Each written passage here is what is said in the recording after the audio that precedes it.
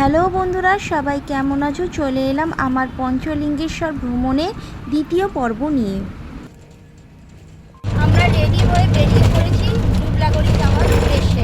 যাওয়ার পথে দেখে নেব ইমামি জগন্নাথ টেম্পল। কালকেও গেছিলাম কিন্তু জগন্নাথ দেবের দর্শন হয়নি, মন্দির বন্ধ হয়ে গেছিল। তাই আজকে যাওয়ার সময় দেখে নেব জগন্নাথ টেম্পলটা। পঞ্চলিঙ্গেশ্বর থেকে দুবলাগড়ি সি বিচের দূরত্ব হলো প্রায় 62 কিলোমিটার, আর পৌঁছাতে সময় লাগবে প্রায় 2.5 ঘন্টার মতন। ঘড়িতে এখন প্রায় 10টা বেজে গেছে, দেখা যাক কটার সময় গিয়ে পৌঁছাতে পারি।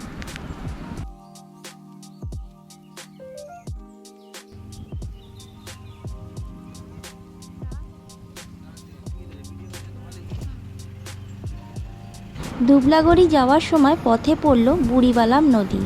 বুড়িবালাম নদীর কিন্তু একটা ঐতিহাসিক গুরুত্বও আছে। বুড়িবালাম নদীর তীরে বাঘাযতীনের সাথে ইংরেজদের যুদ্ধ হয়েছিল। ঘড়িতে এখন 12:30 বেজে গেছে, আমরা প্রায় এসেই গেছি। ওই যে দূরে দেখতে পাচ্ছ গেট, ওটাই আমাদের ক্যাম্প। পঞ্চলিঙ্গেশ্বর থেকে দুবলাগড়ি আসতে আমাদের প্রায় ওই 2.5 ঘন্টার ওপর সময় লাগলো।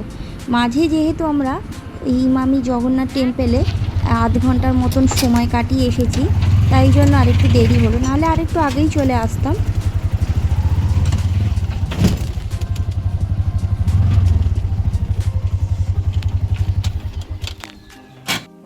এই জাস্ট আমরা দুবলাগড়িতে ট্রিপল আর ক্যাম্পে এসে পৌঁছেছি। এই যে এইটা হলো আমাদের রুম।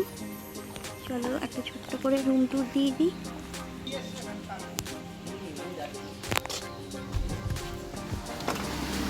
এই দেখো, এইটা হলো রুম, ডবল বেডে। এখানে একটা আলমারি আছে, সঙ্গে আবার একটা আয়না আর একটা টেবিল ফ্যান দিয়েছে, এসিও আছে। বেসিন, আয়না আর টয়লেট পরিষ্কার পরিচ্ছন্নই আছে।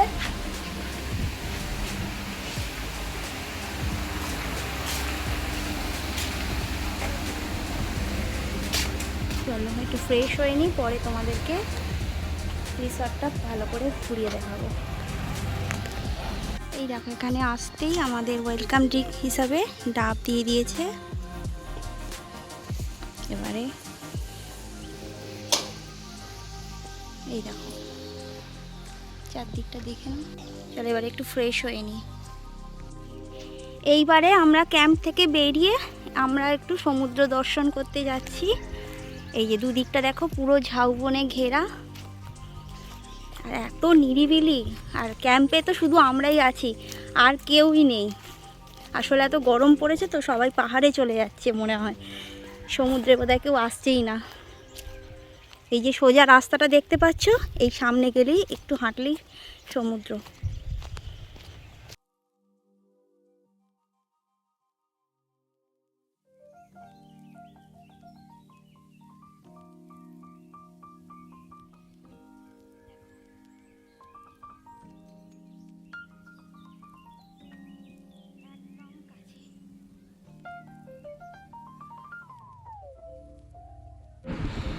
দেখতে দেখতে একেবারে সমুদ্রের কাছে এসে হাজির হয়েছি। চারদিকটা খুব নিরিবিলি, দু একজন লোকাল মানুষজনকেই দেখতে পাচ্ছি, খুব একটা ট্যুরিস্ট নেই। আমরা যে রিসর্টে আছি সেই রিসর্ট থেকে বিচ অবধি আসতে 5 মিনিটের মতন সময় লেগেছে।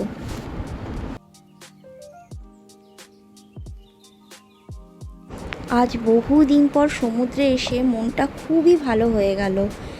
সেই লাস্ট সমুদ্রে বেড়াতে গেছিলাম 2024 জানুয়ারি মাসে দীঘা। তারপরে তো আর কোথাও সমুদ্রে বেড়াতে যাওয়া হয়ও নি, বেশিরভাগটাই তো পাহাড়ে যাওয়া হয়, তাই সমুদ্রে খুব একটা আসাও হয় না।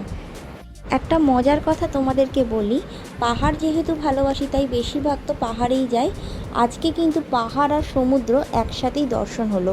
পঞ্চলিঙ্গেশ্বরে তো পাহাড় আছে, আর দুবলাগড়িতে তো সমুদ্র। সকালবেলা পাহাড় দেখে এসে দুপুরবেলা আমি সমুদ্র দর্শন করছি। ব্যাপারটা দারুণ এনজয় করলাম।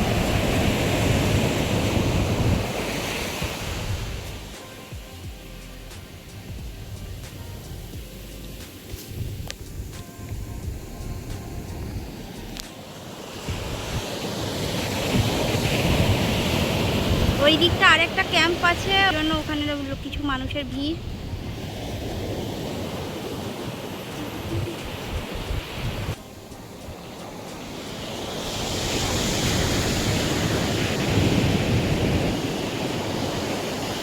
প্রায় আধ ঘন্টার ওপর সি বিচে সময় কাটিয়ে আমরা লাঞ্চ করব বলে আবার রিসর্টে ফিরে গেলাম। অনেকটা বেলা হয়ে গেছে আর খিদেও পেয়ে গেছিলো প্রচণ্ড। আমরা এখন লাঞ্চ করতে বসে গেছি। গরম গরম ভাত, আলু ভাজা, মুগের ডাল, স্যালাড দিয়ে লাঞ্চটা সেরে নিলাম। আর কি কি খেয়েছি সেটা তোমাদের অন্য ব্লগে বলবো। দুপুরে যখন এসেছিলাম দেখো কত জল ছিল, এখন এই 4:30 বেজে গেছে, জল কোথায় নেমে গেছে। এখানে তো নামাই যাচ্ছিল না তখন।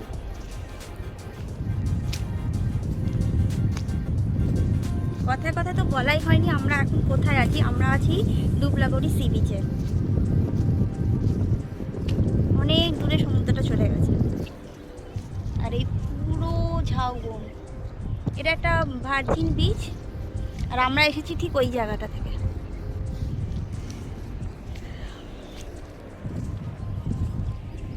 কত ঝিনুক পড়ে আছে দেখো। এই দিকটা তো আরো বেশি পড়ে আছে। এই না, ভর্তি হয়ে আছে, দেখতেও খুব সুন্দর লাগছে।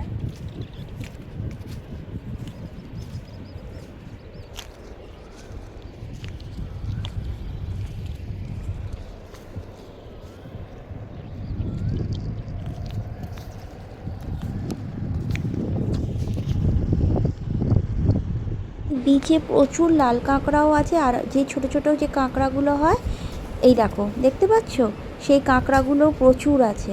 পায়ের আওয়াজ পেলে আবার এই গর্তের ভেতরে ঢুকে যাচ্ছে।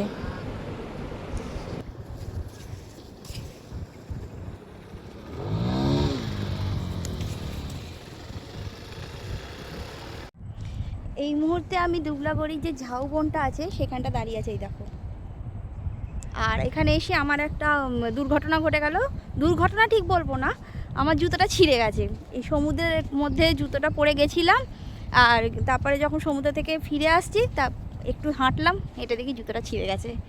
আমার কাছে এক্সট্রা এখন জুতোও নেই, এইভাবেই এখন চালাতে হবে। কালকে বাড়ি যাওয়ার সময় দেখি কোনোভাবে জুতো অ্যারেঞ্জ করা যায় কি না। আপাতত ওই ছেঁড়া জুতো পরেই আমাকে হাঁটতে হচ্ছে। 6টা বেজে গেছে, এবারে আমরা রিসর্টের দিকে যাচ্ছি, কারণ এখানে বেশি রাত্রির অবধি থাকা বা সন্ধে অবধি থাকাটা নিরাপদ নয়, অন্ধকার হয়ে এসেছে। আবার কালকে সকালবেলা বেরোবার আগে একবার আসবো, তারপরে দুবলাগড়িকে টাটা বলে বাড়ি ফিরে যাব। আবার কবে বেড়াতে যাব তার ঠিক নেই, এই স্মৃতিটা নিয়ে এখন আমাদের চলতে হবে। আর এই যে শারমেয়টিকে দেখতে পাচ্ছ, বেরোবার আগে রিসর্টে আমি ওকে বিস্কুট খাইয়েছিলাম। তারপর সে আমাদের সঙ্গে সঙ্গে আসা থেকে শুরু করে এখন আমরা ফিরে যাচ্ছি, আবার আমাদের সাথে সেও ফিরে যাচ্ছে।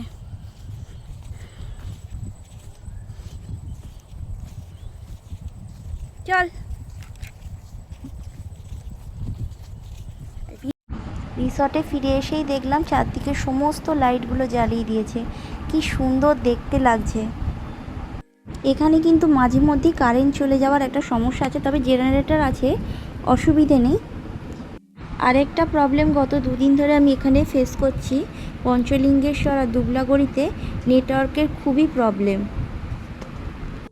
যেহেতু পঞ্চলিঙ্গেশ্বরের হোটেলে ওয়াইফাই ছিল তাই জন্য কোনো সমস্যা হয়নি, আর এই ট্রিপল আর বিচ ক্যাম্পেও নিজস্ব ওয়াইফাই আছে, তাই জন্য এখানেও খুব একটা সমস্যা হচ্ছে না।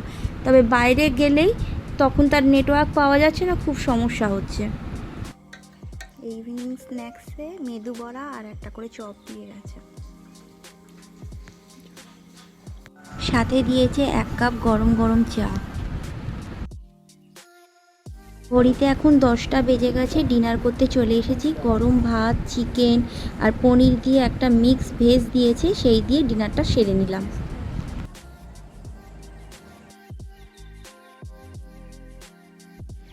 শুভ সকাল বন্ধুরা, সকাল হতেই আবার আমরা সি বিচে এসে হাজির হয়েছি। সমুদ্রের জলটা দেখো কোথায় নেমে গেছে, সেই কালকে বিকেলে এসে দেখে গেছিলাম যেরকম ঠিক তেমনটাই আছে। বেলা যত বাড়বে আস্তে আস্তে জলও বাড়বে আর সমুদ্রটা তত কাছে চলে আসবে।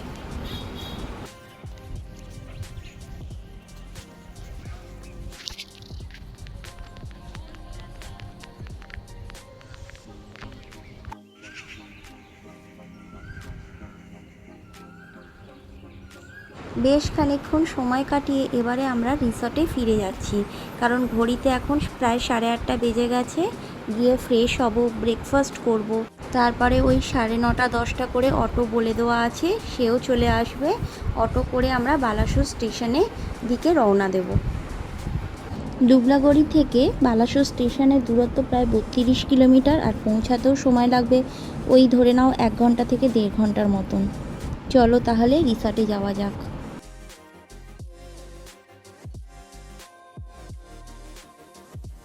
রিসর্টে ঢুকেই দেখতে পেলাম অনেক ট্যুরিস্ট এসেছে, সব গাড়িগুলো এখানে পার্ক করা আছে। আর তোমাদের তো বলেইছিলাম রিসর্টটা আমি আজকে ঘুরে দেখাবো, চলো একটু রিসর্টটা ঘুরিয়ে দেখাই।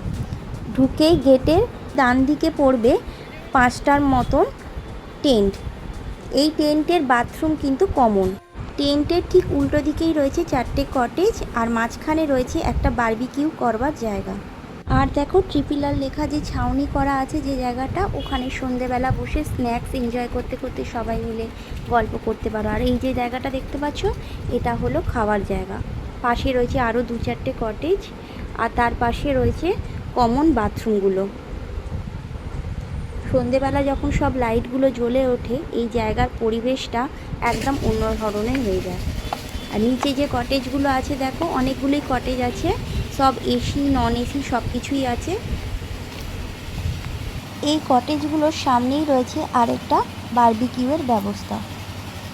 কোনো ধরনের অকেশন তোমরা এখানে সেলিব্রেট করতে পারো, ওদের বললে ওরা সমস্ত রকম অ্যারেঞ্জ করে দেবে। আমরা এবারে ক্যাম্প ছেড়ে বালাসোর স্টেশনের দিকে রওনা দিচ্ছি।